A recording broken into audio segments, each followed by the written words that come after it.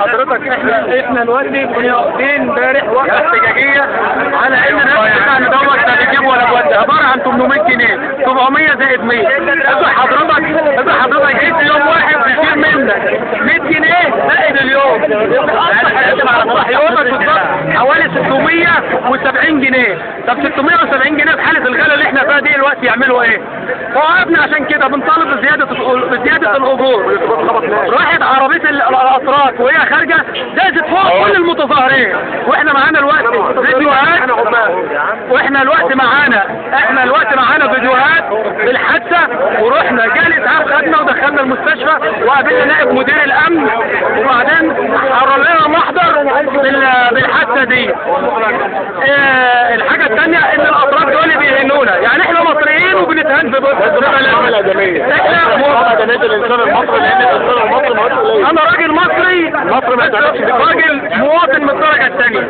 على اي حال بالنسبه للي حصل، راحت العربيه دست على الناس بطريقه رهيبه جدا، خارجه بطريقه رهيبه جدا، دست على كل الناس، عورت حوالي 5 من زمايلي.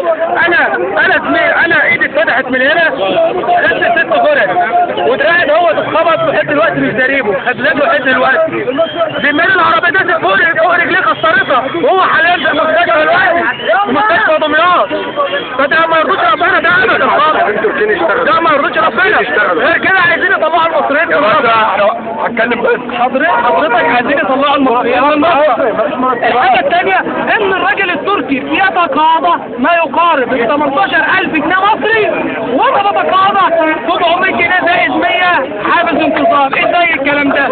هو يتقاضى ما يقارب 18000 جنيه، ده ما يرضيش ربنا طبعا. يا باشا على اذنك احنا شغالين في قسم النسيج، علي بيت تركي رئيس القسم ضربنا قال لي احنا مش عاوزين مصريين يشتغلوا، النهارده ما نزلش لسه واحد اللي بيشتغل كده بناكلكوا عيش، اللي عاجبه عاجبه واللي مش عاجبه يمشي بنفس الفكر اهو، وطردنا كلنا بره. وده الفيديو بتاع الحادثه بتاع امبارح، اتهددنا بضرب النار من السيد نقل العربيات، ان اللي هيتعرض للعربيات هيتضرب بالنار، بالرغم من ان احنا وقفنا العربيات بكل ادب وبكل احترام.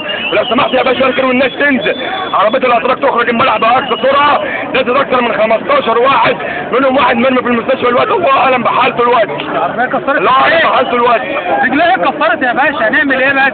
تطور كله تطبيله. الحاجه الثانيه انا عندي فيديوهات على التليفون هنا بالفساد اللي موجود في المصنع، صوت وصوره كل حاجه موجود. اولا الوجبه اللي بيقدمها لك، تعالى بص للوجبه، تطور مصنع، تطور 400 واحد ياكلوا فرخه 400,000 بالله عليك، ده منطقي؟ عباره عن مكعبات فراخ جزء قد كده من الفرخ كله على الفيديو ده. المبرر ده انا كافحت عشان اجيبه لك هنا، واخد بالك؟ ده بقاله الشركه كانوا بيدفعوا لي فلوس عشان ياخدوه مني، انا ما رضيتش اعطيه لهم، وحط لهم فيديو مضروب. حضرتك شوف كل حاجه موجوده على التليفون هنا، فرخه ياكلها 400